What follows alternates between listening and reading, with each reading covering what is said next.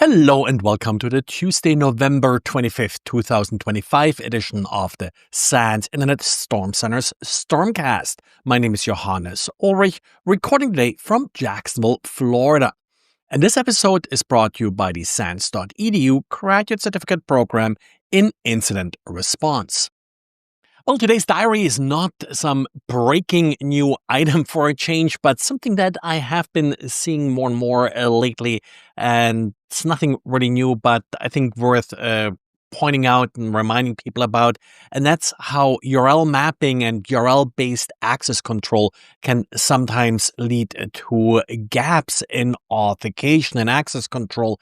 We have seen this lately with the Oracle Identity Manager, where just adding a little extension sort of caused bypassing of the access control. And then so what prompted me to write this diary is earlier today, I saw an older vulnerability in the Hitachi Vantara Pantau business analytics server being exploited. Same pattern here. As long as you append require.js to the URL, you're good to go. You can basically execute whatever you want.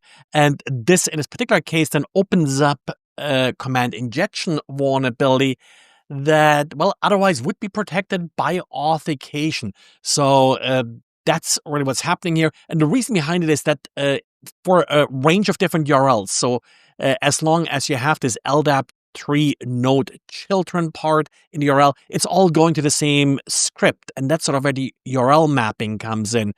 In web servers, you often map your URLs that several URLs or range of URLs or any request to a particular directory is really processed by the same script.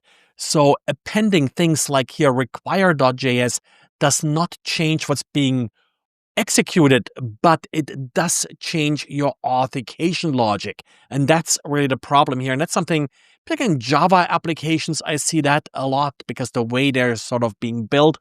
But in general, in particular, if you have sort of some middle boxes or so doing URL-based authentication, if you're not careful, it's then bypassable by taking advantage of some of these URL mappings or aliases or rewrites or whatever your particular web server calls them.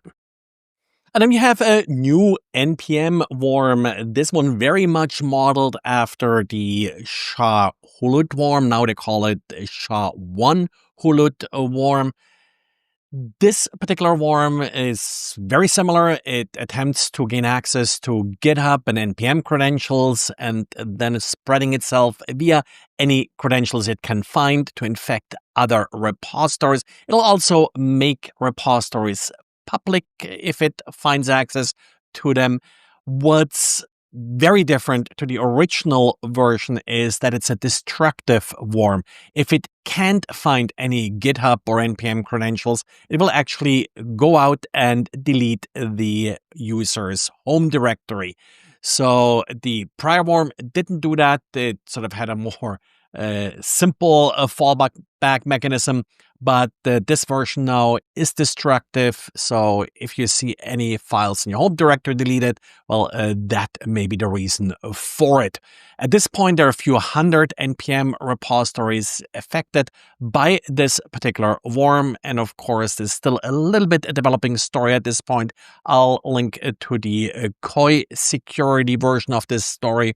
But there are others who have broken basically the same story as this worm came out.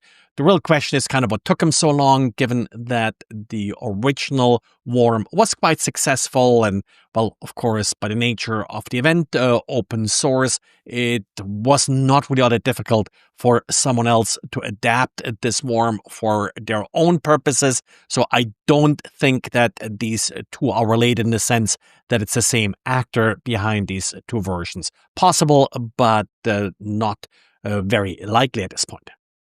And then we have a new website, Hacklore.org. This website was created by a group of former chief security officers, security leaders, and practitioners, how they call them, essentially people who are around the industry for quite a while. And, well, they try to clean up with some of the outdated security advice that is often being repeated and no longer really timely. The 6 things that they are noting here is, first of all, avoid public Wi-Fi, then never scan QR codes, never charge devices from public USB ports, turn off Bluetooth and NFC, regularly clear cookies, and regularly change passwords. These are definitely often being discussed, so maybe this open letter they published here at hacklore.org will help with some more informed security discussions on the Thanksgiving table. But I think it's a good initiative, and I'm mostly behind these points, particular in sort of the absolutes as they're being formulated here. Well, and that's it for today. Remember, there will be a podcast on Wednesday, but none on Thursday, Friday because of Thanksgiving. That's it for today, and talk to you again tomorrow. Bye.